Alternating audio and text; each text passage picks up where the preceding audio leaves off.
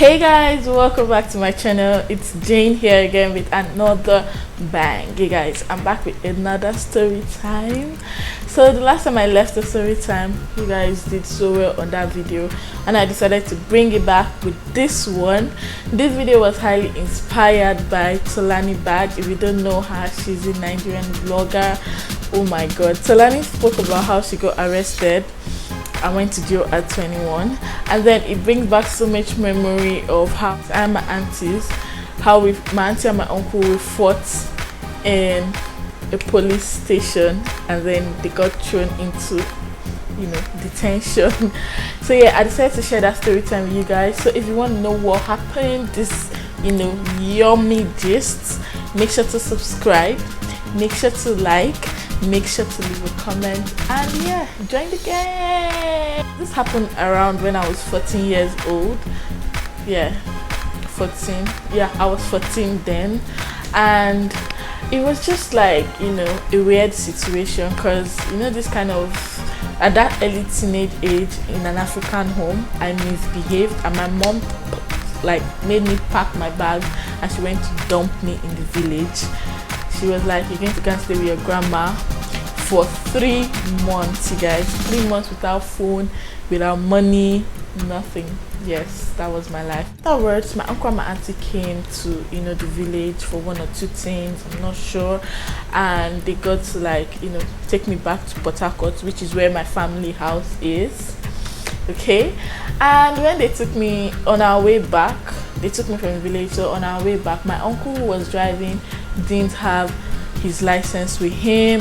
The papers of my mom's car was not in the car.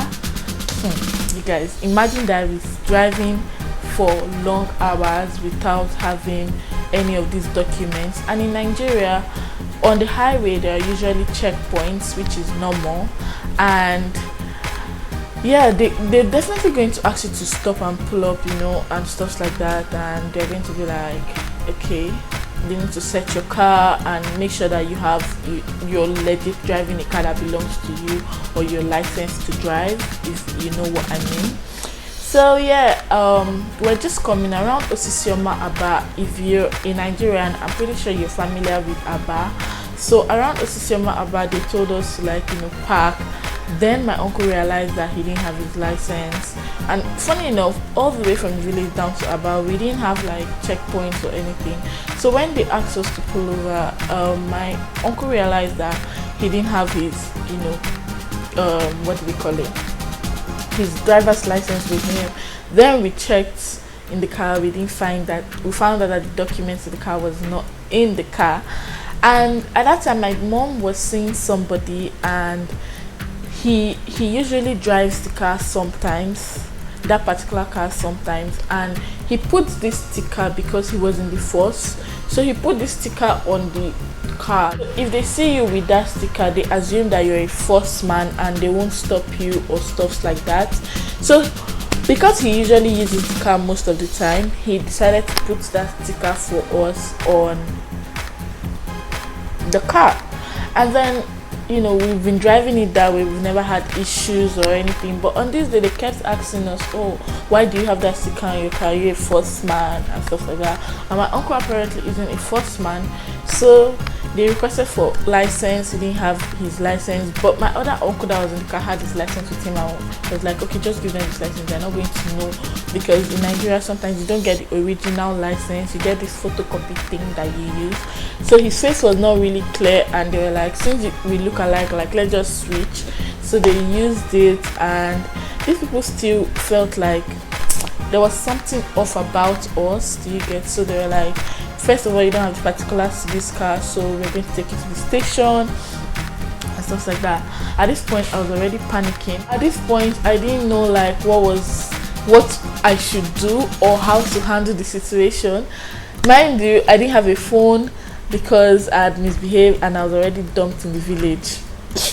So my auntie was trying to call my mom, reach out to my mom that, oh, they're trying to impound the car and stuff like that. And we're calling this woman for ages. She literally was not picking for about an hour or 2, and then these people decided to take us to the station.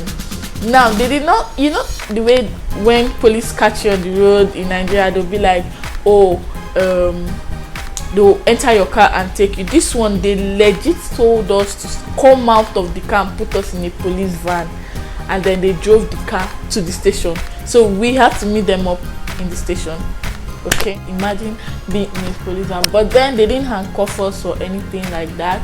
So we got to the police van, we got to the police station, and then like we're still trying to reach my mom, but she wasn't picking up and stuff like that. So we're just there, you know, still trying to figure out things.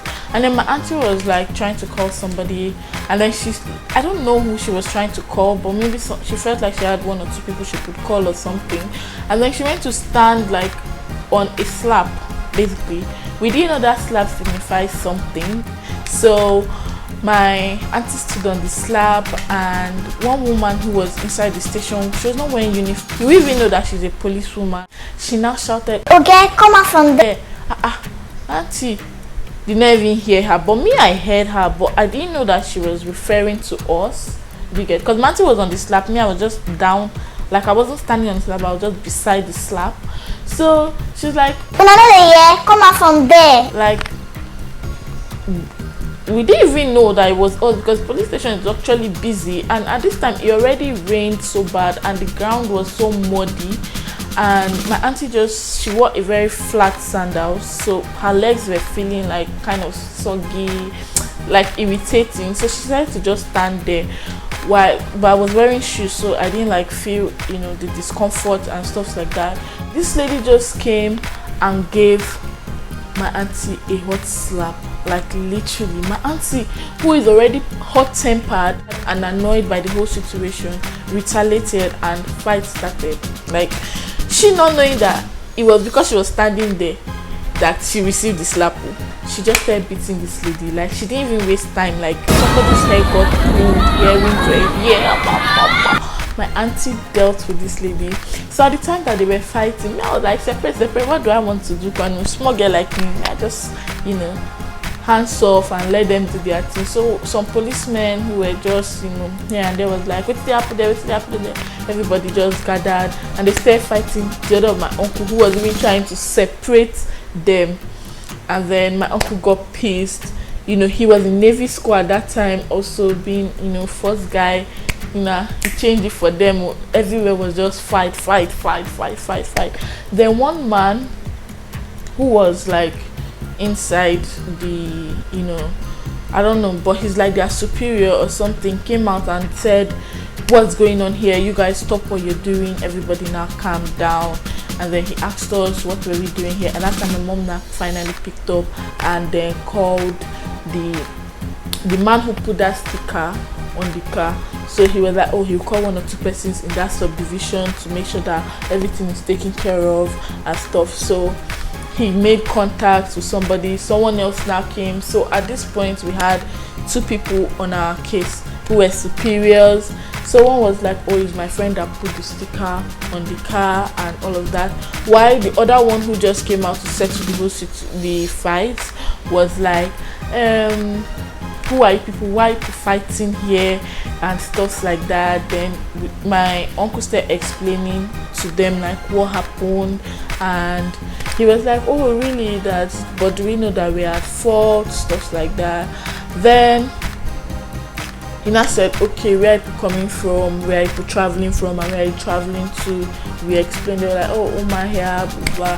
He said, okay, just from this thing, he now asked, oh, who is your father? I used to have a friend in that place and stuff like that. And they mentioned my late granddad's name, and he was like, oh, you're a good man, I know him. Oh my goodness, are you serious? You're his child, really? This, that. You know, the whole familiarity thing started off, and then he was like, let them go, give them the keys, give them everything, let them go. And you guys, that was how we left that place. Literally spent about 6 hours there making trouble, trying to reach my mom, trying to get things sorted out. It was really an experience for me. And sometimes when I tell my friends that my aunties and I, we fought like my auntie and uncle and I, we fought like in the places that like people cannot do that. You cannot go to the station and mess up like that. I'm like, people don't even know. You don't know it. So that was how it is. We almost got arrested on that day, to be honest. In fact, I consider it being arrested because we're not able to go with our car, and we ended up reaching Port Harcourt that day late in the night, later than expected. And I just thank God that we're able to come out of that issue. Please guys, do not drive without particulars. Do not drive without your license, because you could just get hooked at any time, any day. So yeah, that's my short story time. If you want more story time, let me know. I'm not a good storyteller. I feel like I'm just here and there, here and there, here and there. And yeah, that's it. So if you like the story time, please do subscribe to my channel, give this video a big thumbs up, and make sure to leave a comment below. Check out my other videos, and thank you guys so much for hanging out with me on today's video, and I'll see you guys in my next one. Until then, good food. Yes, I said that. Bye bye.